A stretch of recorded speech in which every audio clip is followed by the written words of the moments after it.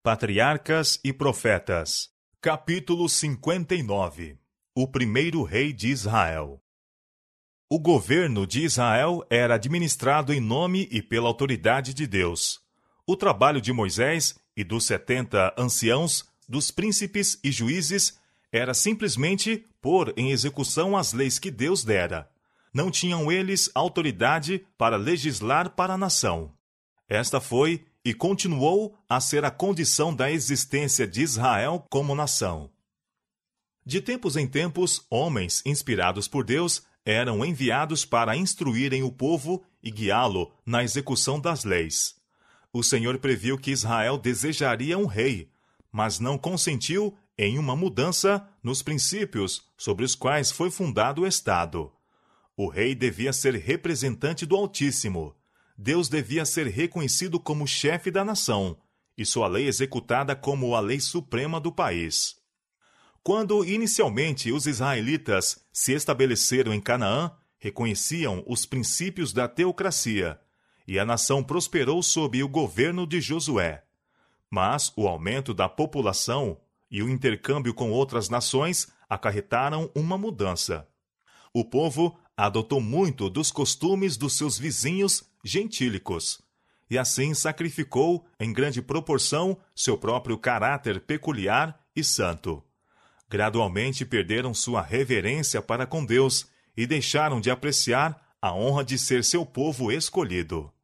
Atraídos pela pompa e ostentação dos monarcas gentílicos, cansaram-se de sua própria simplicidade. Rivalidades, inveja surgiram entre as tribos. Dissensões internas debilitaram-nas. Estavam continuamente expostas à invasão de seus adversários gentios, e o povo começava a crer, a fim de manter sua posição entre as nações, deveriam as tribos unir-se sob um forte governo central. Afastando-se da obediência à lei de Deus, desejaram libertar-se do governo de seu divino soberano. O pedido para terem um monarca generalizou-se por todo Israel. Desde os dias de Josué, o governo nunca fora dirigido com tão grande sabedoria e êxito como a administração de Samuel. Investido divinamente com a tríplice função de juiz, profeta e sacerdote, trabalhara ele com incansável e desinteressado zelo pelo bem-estar de seu povo. E a nação prosperara sob sua sábia direção. Havia sido restabelecida, promovida a piedade e o espírito de descontentamento obstado durante aquele tempo. Mas, com o avançar dos anos, o profeta foi obrigado a repartir com outros os cuidados do governo, e ele designou seus 2 filhos para agirem como seus auxiliadores. Enquanto Samuel continuava com os deveres de seu ofício em Ramá, os moços se localizaram em Berseba para administrarem a justiça entre o povo próximo da fronteira sul do país. Foi com inteira anuência da nação que Samuel designara seus filhos para o ofício, mas eles não se mostraram dignos da escolha de seu pai. Havia o Senhor, por meio de Moisés, dado instruções especiais a seu povo, a fim de que os príncipes de Israel julgassem retamente, tratassem com justiça da viúva e do órfão, e não recebessem suborno. Mas os filhos de Samuel se inclinaram à avareza, e tomaram presentes e perverteram o juízo. Os filhos do profeta não atenderam aos preceitos que ele procurara gravar em suas mentes. Não imitara a vida pura e abnegada de seu pai. A advertência feita a Eli não exercera sobre a mente de Samuel a influência que deveria ter exercido. Ele fora até certo ponto demasiado condescendente com seus filhos, e o resultado foi visível no caráter e na vida deles. A injustiça desses juízes causava muito descontentamento, e forneceu-se assim um pretexto para se insistir na mudança que havia muito era secretamente desejada. Todos os anciãos de Israel se congregaram e vieram a Samuel, a Ramá, e disseram-lhe: Eis que já estás velho, e teus filhos não andam pelos teus caminhos. Constitui-nos, pois, agora um rei sobre nós, para que ele nos julgue, como o tem todas as nações. 1 Samuel capítulo 8, versos 4 e 8. Os casos de abusos praticados entre o povo não foram referidos a Samuel. Houvesse se tornado conhecido dele a má conduta de seus filhos, e ele os teria retirado sem demora. Mas isto não era o que os suplicantes desejavam. Samuel viu que o seu motivo real era o descontentamento e o orgulho, e que seu pedido era resultado de um propósito deliberado e decidido. Nenhuma queixa fora feita contra Samuel. Todos reconheciam a integridade e sabedoria de sua administração. Mas o idoso profeta considerou o pedido como uma censura a si e um esforço direto para o pôr de parte. Não revelou, entretanto, os seus sentimentos. Não proferiu qualquer exprobração, mas levou a questão ao Senhor em oração, e apenas dele procurou conselho. E o Senhor disse a Samuel: Ouve a voz do teu povo em tudo quanto te disserem, pois não te tem rejeitado a ti, antes a mim me tem rejeitado, para eu não reinar sobre eles. Conforme todas as obras que fizeram, desde o dia em que os tirei do Egito até o dia de hoje, pois a mim me deixaram, e a outros deuses serviram, assim também te fizeram a ti. O profeta foi reprovado por ofender-se com a conduta do povo em relação a si, individualmente. Não haviam manifestado desrespeito para com ele, mas para com a autoridade de Deus, que havia designado os príncipes de seu povo. Aqueles que desprezam e rejeitam o fiel servo de Deus mostram desdém não meramente aos homens, mas ao Senhor que o enviou. São as palavras de Deus, suas reprovações e conselhos, o que é anulado. É sua autoridade que é rejeitada. Os dias da máxima prosperidade de Israel foram aqueles em que reconheciam a Jeová como seu rei, em que as leis e governo que tinham sido estabelecidos eram considerados como superiores aos de todas as outras nações. Moisés declarara a Israel com relação aos mandamentos de Deus: Esta será a vossa sabedoria e o vosso entendimento perante os olhos dos povos, que ouvirão todos estes estatutos e dirão: Este grande povo só é gente sábia e entendida. Deuteronômio capítulo 4, verso 6. Mas, afastando-se da lei de Deus, os hebreus deixaram de se tornar o povo que Deus desejava fazer deles. E então, todos os males que foram o resultado de seu próprio pecado e desatino assacaram ao governo de Deus. Tão completamente cegos se haviam tornado pelo pecado. Tinha o Senhor, mediante os seus profetas, predito que Israel seria governado por um rei. Mas não se segue que esta forma de governo fosse a melhor para eles, ou de acordo com sua vontade. Ele permitiu que o povo seguisse sua própria escolha, porque se recusaram a ser guiados por seu conselho. Oséias declara que Deus lhes deu um rei em sua ira. Oséias, capítulo 13, verso 11. Quando os homens preferem seguir o seu próprio caminho, sem buscar conselho de Deus, ou em oposição à sua vontade revelada, muitas vezes ele satisfaz seus desejos, a fim de que, por meio da amarga experiência que se segue, possam ser levados a compenetrar-se de sua loucura e arrepender-se de seu pecado. O orgulho e a sabedoria humana demonstrar-se-ão um guia perigoso. Aquilo que o coração deseja, contrário à vontade de Deus, verificar-se-á no fim que é uma maldição em vez de bênção. Deus deseja que seu povo apenas olhasse para ele como seu legislador e fonte de força. Sentindo sua dependência de Deus, seriam constantemente atraídos para mais perto dele. Tornar-se-iam elevados e enobrecidos, adaptados ao alto destino a que ele os chamara como seu povo escolhido. Mas quando fosse posto sobre o trono um homem, isto tenderia a desviar de Deus a mente do povo. Eles confiariam mais na força humana e menos no poder divino, e os erros de seu rei levá-los-iam ao pecado e separariam a nação de Deus.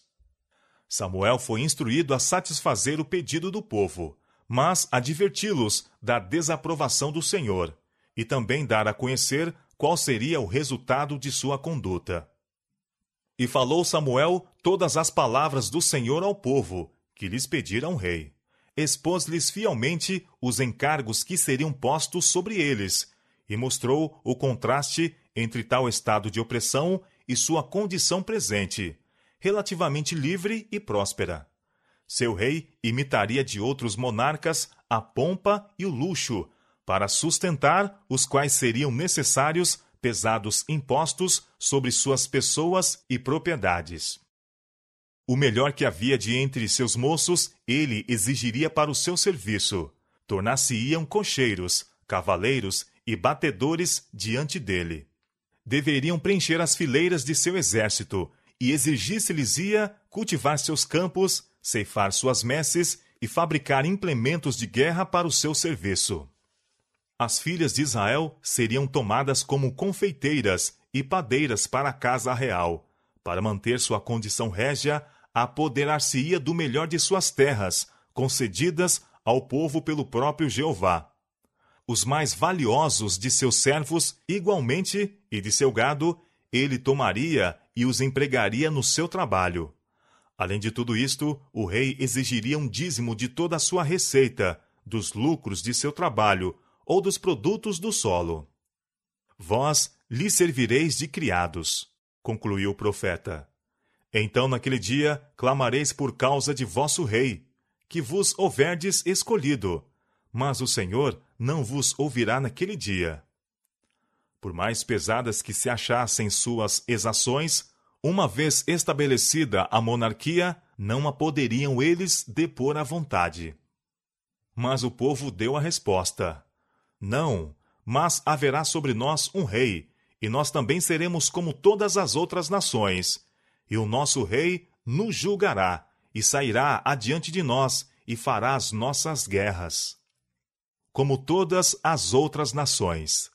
Os israelitas não compreendiam que serem neste sentido diferente de outras nações era um privilégio e bênção especiais. Deus havia separado os israelitas de todos os outros povos, para deles fazer seu tesouro peculiar. Eles, porém, não tomando em consideração esta alta honra, desejaram avidamente imitar o exemplo dos gentios. E ainda, o anelo de conformar-se às práticas e costumes mundanos existe entre o professo povo de Deus. Afastando-se eles do Senhor, tornaram-se ambiciosos dos proveitos e honras do mundo. Cristãos acham-se constantemente procurando imitar as práticas dos que adoram o Deus deste século. Muitos insistem em que, unindo-se aos mundanos e conformando-se aos seus costumes, poderiam exercer uma influência mais forte sobre os ímpios. Mas todos os que adotam tal método de proceder separam-se desta maneira da fonte de sua força. Tornando-se amigos do mundo, são inimigos de Deus. Por amor à distinção terrestre, sacrificam a indizível honra a que Deus os chamou. Honra esta de mostrarem os louvores daquele que nos chamou das trevas para sua maravilhosa luz. Com profunda tristeza, Samuel escutou as palavras do povo. Mas o Senhor lhe disse: dá ouvidos à sua voz e constitui-lhes rei. O profeta cumprira o seu dever. Apresentara fielmente o aviso, e este fora rejeitado. Com pesaroso coração despediu o povo e retirou-se a fim de preparar a grande mudança no governo. A vida de pureza abnegada de Samuel era uma repreensão perpétua tanto para os sacerdotes e anciãos que só cuidavam de si, como para a congregação de Israel, orgulhosa e sensual.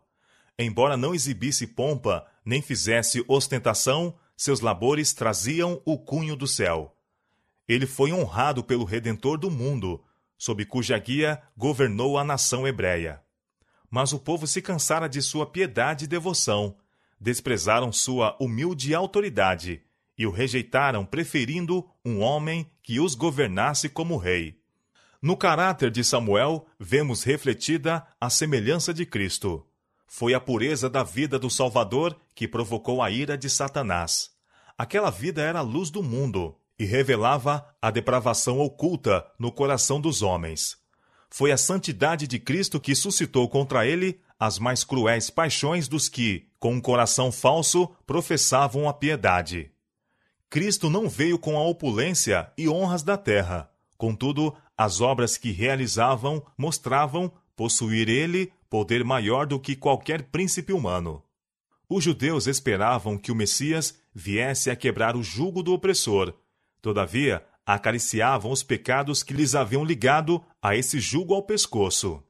Houvesse Cristo encoberto os pecados deles e aplaudido a sua piedade, e o teriam aceito como seu rei. Mas não quiseram suportar sua destemida repreensão aos seus vícios. A beleza de um caráter em que a benevolência, a pureza e a santidade reinavam supremas, que não alimentava ódio a não ser ao pecado, eles a desprezaram. Assim tem sido em todas as épocas do mundo. A luz do céu traz condenação sobre todos os que se recusam a andar nela. Quando repreendidos pelo exemplo daqueles que odeiam ao pecado, tornam-se hipócritas, agentes de Satanás, para coçar e perseguir os fiéis. Todos os que piamente querem viver em Cristo Jesus padecerão perseguições. 2 Timóteo capítulo 3, verso 12. Se bem que tivesse sido predita na profecia a forma de governo monárquica para Israel, Deus se reservara o direito de lhes escolher o rei. Os hebreus respeitaram a autoridade de Deus até ao ponto de deixarem a seleção inteiramente com ele. A escolha recaiu sobre Saul, filho de Quis, da tribo de Benjamim. As qualidades pessoais do futuro monarca eram de maneira que satisfaziam aquele orgulho íntimo que inspira o desejo de terem um rei. Entre os filhos de Israel não havia outro homem mais belo do que ele. 1 Samuel, capítulo 9, verso 2. De porte nobre e digno, na flor da idade, garboso e alto, tinha ele a aparência de alguém que nascera para governar. No entanto, com tais atrações externas, Saul era desprovido daquelas qualidades mais elevadas que constituem a verdadeira sabedoria. Não tinha aprendido em sua mocidade a dominar suas paixões temerárias e impetuosas. Nunca sentira o poder renovador da graça divina. Saul era filho de um poderoso e rico chefe. Todavia, em conformidade com a simplicidade daqueles tempos, estava empenhado com seu pai nos humildes deveres de lavrador. Tendo-se alguns dos animais de seu pai extraviado nas montanhas, foi Saul com seu servo à busca deles. Durante 3 dias fizeram baldadas pesquisas, quando, não estando eles longe de Ramá, a residência de Samuel, o servo propôs que indagassem do profeta a respeito dos animais que faltavam. Ainda se acha na minha mão 1/4 de um siclo de prata, disse ele, o qual darei ao homem de Deus para que nos mostre o caminho. Isto estava de acordo com o costume daqueles tempos. Uma pessoa que se aproximasse de um superior em posição social ou função dava-lhe um pequeno presente, em sinal de respeito.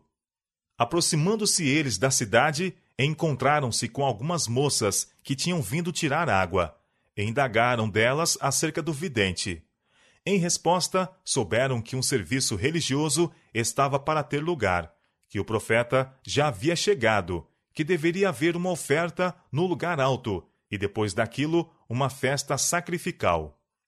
Uma grande mudança se havia realizado durante a administração de Samuel. Quando o chamado de Deus veio a princípio a ele, os serviços do santuário eram tidos em desdém. Os homens desprezavam a oferta do Senhor. 1 Samuel capítulo 2, verso 17. Agora, porém, o culto de Deus era mantido por todo o país, e o povo manifestava interesse nos serviços religiosos. Não havendo trabalhos ministeriais no tabernáculo, os sacrifícios eram, naquele tempo, oferecidos em outra parte.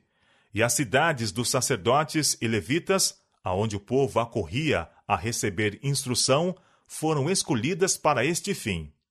Os pontos mais altos nestas cidades eram usualmente escolhidos como o lugar do sacrifício, e daí os serem chamados lugares altos. À porta da cidade, Saul foi defrontado pelo próprio profeta. Deus tinha revelado a Samuel que naquela ocasião o escolhido rei de Israel se apresentaria diante dele. Estando em face um do outro, disse o Senhor a Samuel: Eis aqui o homem, de quem já te tenho dito. Este dominará sobre o meu povo. Ao pedido de Saul, mostra-me, peço-te, onde está aqui a casa do vidente? Samuel replicou: Eu sou o vidente. Assegurando-lhe também que os animais perdidos tinham sido encontrados, insistiu com ele para que ficasse e assistisse à festa, dando ao mesmo tempo alguma indicação do grande destino que o esperava. Para quem é todo o desejo de Israel? Porventura não é para ti e para toda a casa de teu pai? O coração daquele que ouvia fremiu com as palavras do profeta. Não podia perceber senão algo da significação das mesmas, pois o pedido de um rei se tornara o assunto de absorvente interesse à nação inteira. Todavia, depreciando-se modestamente, Saul replicou: Porventura não sou eu filho de Benjamim, da mais pequena das tribos de Israel? E a minha família a mais pequena de todas as famílias da tribo de Benjamim. Por que, pois, me falas com semelhantes palavras? Samuel conduziu o estranho ao local da assembleia, onde estavam reunidos os homens principais da cidade. Entre eles, por determinação do profeta, o lugar de honra foi dado a Saul, e no festim o quinhão mais escolhido foi posto diante dele. Terminadas as cerimônias, Samuel levou o hóspede à sua casa, e ali, no eirado, conversou com ele, apresentando os grandes princípios sobre os quais o governo de Israel fora estabelecido, e procurando assim prepará-lo até certo ponto para o seu elevado cargo. Quando Saul partiu, cedo na manhã seguinte, o profeta saiu com ele. Tendo atravessado a cidade, mandou que o servo passasse adiante. Então ordenou a Saul que parasse a fim de receber uma mensagem a ele enviada por Deus. Então tomou Samuel um vaso de azeite e lhe o derramou sobre a cabeça, e o beijou e disse: Porventura não te tem ungido o Senhor por capitão sobre a sua herdade? Como prova de que isto era feito por autorização divina, predisse os incidentes que ocorreriam em sua viagem para casa. E afirmou a Saul que ele seria habilitado pelo Espírito de Deus para o cargo que o esperava. O Espírito do Senhor se apoderará de ti, disse o profeta, e te mudarás em outro homem. E há de ser que, quando estes sinais te vierem, faze o que achar a tua mão, porque Deus é contigo. Tendo seguido Saul seu caminho, tudo aconteceu conforme dissera o profeta. Perto dos termos de Benjamim, foi informado de que os animais perdidos tinham sido achados. Na planície de Tabor, encontrou 3 homens que iam adorar a Deus em Betel. Um deles levava 3 cabritos para o sacrifício, outro 3 pães, e o terceiro um odre de vinho para a festa sacrificial. Fizeram a Saul a saudação usual, e também o presentearam com 2 dos 3 pães. Em Gibeá, sua cidade, um grupo de profetas, voltando do lugar alto, cantavam o louvor de Deus, com músicas de flautas e harpas, saltérios e tambores. Aproximando Saul deles, sobreveio-lhe o Espírito do Senhor, e ele também tomou parte em seu cântico de louvor, e com eles profetizou. Falou com tão grande fluência e sabedoria, e com tanto fervor se uniu ao culto, que aqueles que o conheciam exclamaram com espanto: Que é o que sucedeu ao filho de Quis? Está também Saul entre os profetas? Tendo se unido Saul com os profetas em seu culto, uma grande mudança operou-se nele pelo Espírito Santo. A luz da pureza e santidade divinas resplandeceu nas trevas do coração natural. Ele viu a si mesmo como estava diante de Deus. Viu a beleza da santidade. Foi agora chamado para começar a luta contra o pecado e Satanás. E fez-se-lhe compreender que neste conflito sua força deveria vir inteiramente de Deus. O plano da salvação que antes parecera obscuro e incerto, desvendou-se-lhe ao entendimento. O Senhor dotou-o de coragem e sabedoria para o seu elevado cargo. Revelou-lhe a fonte de força e graça. iluminando-lhe o entendimento quanto às exigências divinas e a seu próprio dever. A unção de Saul, como rei, não fora levada ao conhecimento da nação. A escolha de Deus deveria ser publicamente manifesta por meio de sorte. Para tal fim, Samuel convocou o povo de Mispa. Foi feita a oração rogando-se guia divina. Então, seguiu-se a solene cerimônia de lançar a sorte. Em silêncio, a multidão congregada aguardava o resultado. A tribo, a família e a casa foram sucessivamente designadas, e então o filho de Quis foi indicado como o indivíduo escolhido. Mas Saul não estava na assembleia. Oprimido com uma intuição da grande responsabilidade, prestes a cair sobre ele, retirara-se secretamente. Foi de novo trazido à congregação, que observou com orgulho e satisfação ter ele porte real e formas nobres, sendo mais alto do que todo o povo, desde o ombro para cima. Mesmo Samuel, quando o apresentou à assembleia, exclamou: Vedes, já quem o Senhor tem elegido, pois em todo o povo não há nenhum semelhante a ele. E em resposta surgiu da vasta multidão uma demorada e ruidosa aclamação de alegria: Viva o Rei! Samuel, então, expôs ao povo o direito do reino, declarando os princípios sobre os quais o governo monárquico se baseava e pelos quais cumpria ser dirigido. O rei não deveria ser um monarca absoluto, mas devia conservar seu poder em sujeição à vontade do Altíssimo. Este discurso foi registrado em um livro, no qual se estabeleciam as prerrogativas do príncipe e os direitos e privilégios do povo. Embora a nação houvesse desprezado a advertência de Samuel, o fiel profeta, conquanto forçado a ceder aos seus desejos, ainda se esforçou, tanto quanto possível, para acautelar as suas liberdades. Ao mesmo tempo em que o povo, em geral, estava pronto para reconhecer a Saul como seu rei, havia um grande partido em oposição. Ser escolhido um monarca de Benjamim, a menor das tribos de Israel, e isto em detrimento tanto de Judá como de Efraim, as maiores e mais poderosas, era uma indiferença que não podiam tolerar. Recusaram-se a declarar submissão a Saul, ou trazer-lhe os presentes costumeiros. Os que foram os mais insistentes em seu pedido para terem um rei eram os mesmos que se recusavam a aceitar com gratidão o homem indicado por Deus. Os membros de cada facção tinham seu favorito, que desejavam ver colocado sobre o trono. E vários, dentre os chefes, haviam desejado a honra para si. A inveja e a desconfiança ardiam no coração de muitos. Os esforços do orgulho e da ambição haviam resultado na decepção e no desencantamento. Neste estado de coisas, Saul não achou conveniente assumir a dignidade real, deixando que Samuel administrasse o governo. Como anteriormente, voltou a Gibeá. Foi honrosamente escoltado para ali por uma multidão, que, vendo a escolha divina em sua seleção, estava decidida a apoiá-lo. Mas ele não fez tentativas para manter, pela força, seu direito ao trono. Em seu lar, entre as terras altas de Benjamim, pacificamente ocupou-se com os deveres de lavrador, deixando inteiramente a Deus o estabelecimento de sua autoridade. Logo depois da designação de Saul, os amonitas, sob a direção de seu rei, Naás, invadiram o território das tribos ao oriente do Jordão e ameaçaram a cidade de Jabes-Gileade. Os habitantes procuraram negociar a paz, oferecendo-se para fazerem tributários dos amonitas.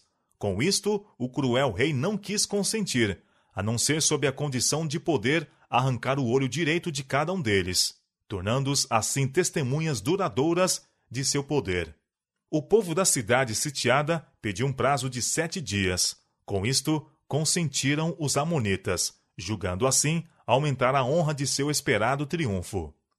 Imediatamente foram expedidos de Jabes mensageiros em busca de auxílio das tribos ao oeste do Jordão. Levaram a notícia a Gibeá, suscitando terror em vasta região. Saul, voltando à noite de acompanhar os bois no campo, ouviu o alto pranto que falava de alguma grande calamidade. Perguntou: que tem o povo que chora? Quando lhe foi repetida a vergonhosa história, despertaram-se todas as suas forças dormentes. O Espírito de Deus se apoderou de Saul, e tomou um par de bois e cortou-os em pedaços, e os enviou a todos os termos de Israel pelas mãos dos mensageiros, dizendo: qualquer que não sair atrás de Saul e atrás de Samuel, assim se fará aos seus bois. 330.000 homens se reuniram nas planícies de Bezeque, sob o comando de Saul. Imediatamente foram enviados mensageiros à cidade sitiada, com a afirmação de que poderiam esperar auxílio no dia seguinte, que era o próprio dia em que deveriam submeter-se aos amonitas. Por meio de uma rápida marcha noturna, Saul e seu exército atravessaram o Jordão e chegaram diante de Jabes, pela vigília da manhã. Como Gideão, dividindo sua força em 3 companhias, caiu sobre o arraial dos amonitas naquela hora matutina, quando, não suspeitando o perigo, estavam menos prevenidos. No pânico que se seguiu, foram derrotados com grande mortandade, e os restantes se espalharam, que não ficaram 2 deles juntos. A prontidão e a bravura de Saul, bem como suas aptidões de general, ostentadas ao conduzir com êxito uma força tão grande, eram qualidades que o povo de Israel desejara em um monarca, a fim de que pudessem competir com outras nações. Saudaram-no agora como seu rei, atribuindo a honra da vitória a forças humanas, e esquecendo-se de que, sem a bênção especial de Deus, todos os seus esforços teriam sido baldados. Em seu entusiasmo, propuseram alguns matar os que tinham a princípio recusado a reconhecer a autoridade de Saul. Mas o rei interveio, dizendo: hoje não morrerá nenhum, pois hoje tem obrado o Senhor um livramento em Israel. Aqui deu Saul prova da mudança que se tinha operado em seu caráter. Em vez de tomar para si a honra, deu glória a Deus. Em vez de mostrar desejo de vingança, manifestou um espírito de compaixão e perdão. Isto é prova inequívoca de que a graça de Deus habita no coração. Samuel propôs então que uma Assembleia Nacional fosse convocada em Gilgal, a fim de que o reino pudesse ali ser publicamente confirmado a Saul. Isto foi feito, e ofereceram ali ofertas pacíficas perante o Senhor. E Saul se alegrou muito ali, com todos os homens de Israel. Gilgal tinha sido o local do primeiro acampamento de Israel na Terra Prometida. Foi ali que Josué, por determinação divina, erigiu uma coluna de 12 pedras para comemorar a miraculosa passagem do Jordão. Ali fora renovada a circuncisão.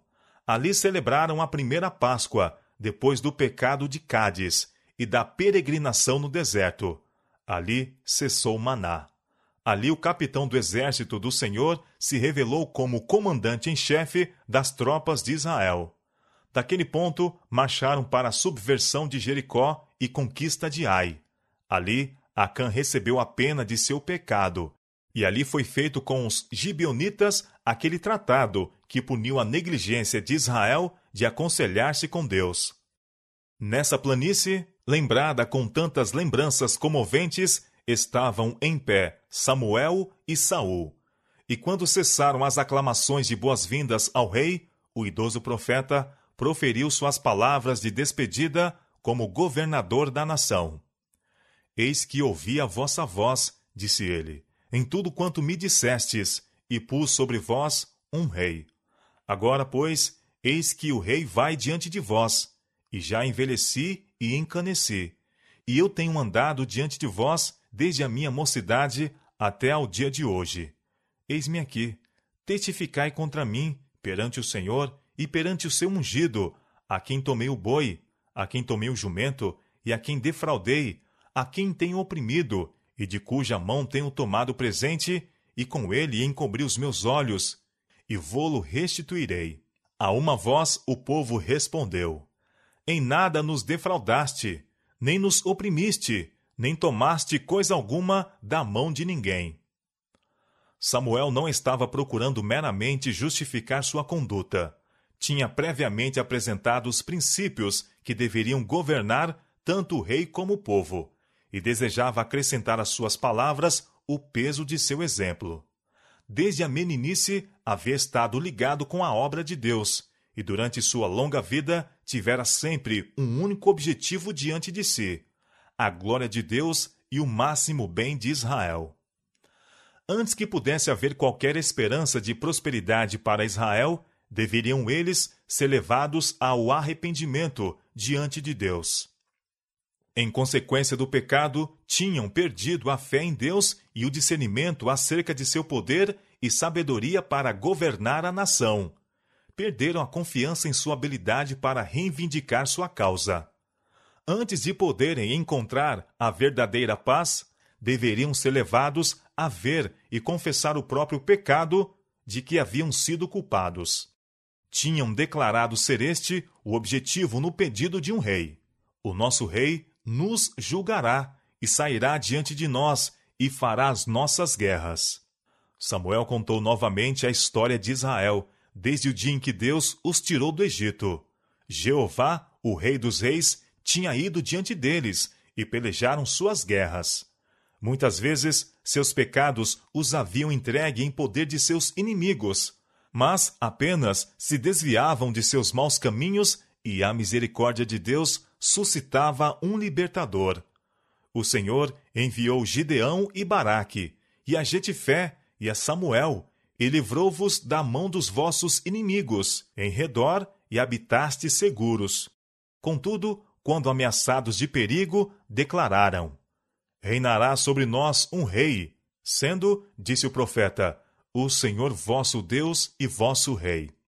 Agora, pois, continuou o profeta, ponde-vos também agora aqui, vede esta grande coisa que o Senhor vai fazer diante dos vossos olhos. Não é hoje a cega dos trigos? Clamarei, pois, ao Senhor, e dará trovões e chuva, e sabereis e vereis que é grande a vossa maldade que tendes feito perante o Senhor, pedindo para vós um rei. Então invocou Samuel ao Senhor, e o Senhor deu trovões e chuva naquele dia. No tempo da colheita do trigo, em maio e junho, não caía chuva no oriente. O céu estava sem nuvens, e o ar sereno e agradável.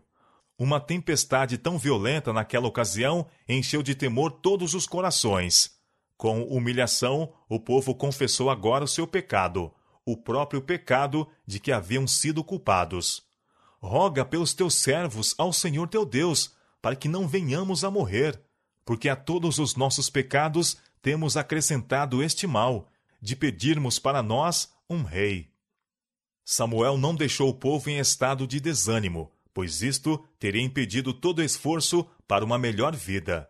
Satanás levá-los-ia a considerar Deus como severo e implacável, e assim estariam expostos a muitas tentações. Deus é misericordioso e perdoador, desejando sempre mostrar favor para com seu povo, quando este obedece a sua voz. Não temais, foi a mensagem de Deus pelo seu servo. Vós tendes cometido todo este mal, porém não vos desvieis de seguir ao Senhor, mas serve ao Senhor com todo o vosso coração. E não vos desvieis, pois seguiríeis as vaidades, que nada aproveitam, e tampouco vos livrarão, porque vaidades são. Pois o Senhor não desamparará o seu povo. Samuel nada disse quanto à indiferença que havia sido mostrada para com ele. Não proferiu exprobração pela ingratidão, com que Israel havia pago sua longa vida de dedicação. Antes, assegurou-lhes seu incessante interesse por eles. Longe de mim que eu peque contra o Senhor, deixando de orar por vós. Antes, vos ensinarei o caminho bom e direito. Tão somente temei ao Senhor e serve-o fielmente com todo o vosso coração, porque vede quão grandiosas coisas vos fez. Porém, se perseverardes em fazer o mal, perecereis, assim vós como vosso rei.